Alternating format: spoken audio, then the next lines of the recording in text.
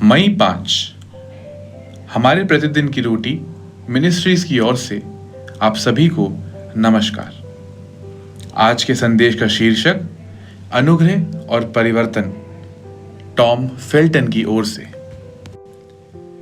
आज के पवित्र शास्त्र का भाग निर्गमन की पुस्तक, उसका 11वां अध्याय, वचन 11 से 15। उन दिनों में ऐसा हुआ कि जब मूसा जवान हुआ और बाहर अपने भाई बंधुओं के पास जाकर उनके दुख पर दृष्टि करने लगा, तब उसने देखा कि कोई मिस्री जन मेरे एक इब्री भाई को मार रहा है।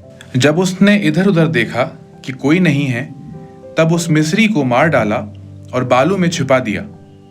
फिर दूसरे दिन बाहर जाकर उसने देखा कि 2 इब्री पुरुष आपस में मारपीट कर रहे हैं। उसने अपराधी से कहा, तू अपने भाई को क्यों मारता है? उसने कहा, किसने तुझे हम लोगों पर हाकिम और न्यायी ठहराया? जिस भांति तूने मिस्री को घात किया, क्या उसी भांति मुझे भी घात करना चाहता है? तब मूसा यह सोचकर डर गया कि निश्चय वह बात खुल गई है। जब फिरौन ने यह बात सुनी, तब मूसा को घात करने की युक्ति की। तब मूसा फिरौन के सामने से भागा और मिद्यान देश में जाकर रहने लगा, और वह वहां एक कुएं के पास बैठ गया।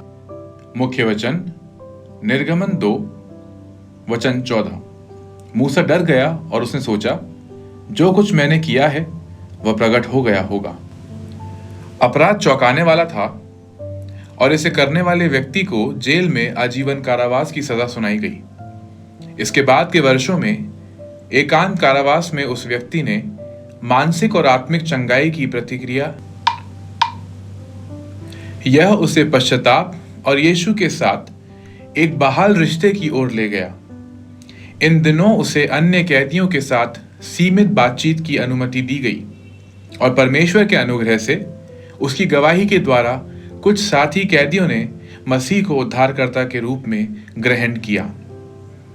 मूसा हालांकि अब विश्वास का एक महान व्यक्ति के रूप में पहचाना जाता है, उसने एक चौंकाने वाला अपराध भी किया था।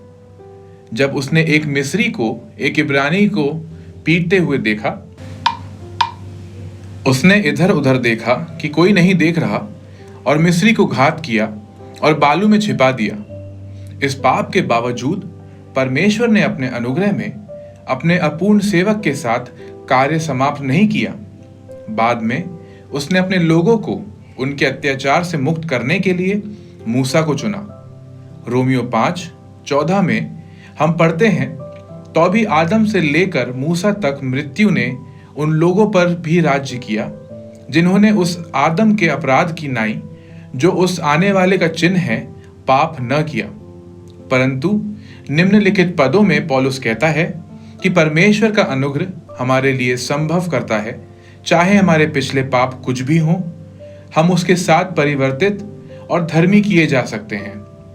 हम सोच सकते हैं कि हमने जो किया है वह हमें परमेश्वर की क्षमा को जानने और उसके सम्मान के लिए उपयोग किए जाने से लेकिन उसके अनुग्रह के कारण यीशु में हम बदल सकते हैं और दूसरों को हमेशा के लिए बदलने में मदद करने के लिए स्वतंत्र हो सकते हैं। परमेश्वर और उसके अनुग्रह ने आपको कैसे बदल दिया है? वह कौन से बदलाव हैं जो आपको इन दिनों करने के लिए बुला रहा है? हे स्वर्गीय पिता, आपके जीवन बदलने वाले अनुग्रह के लिए धन्यवाद। आमीन।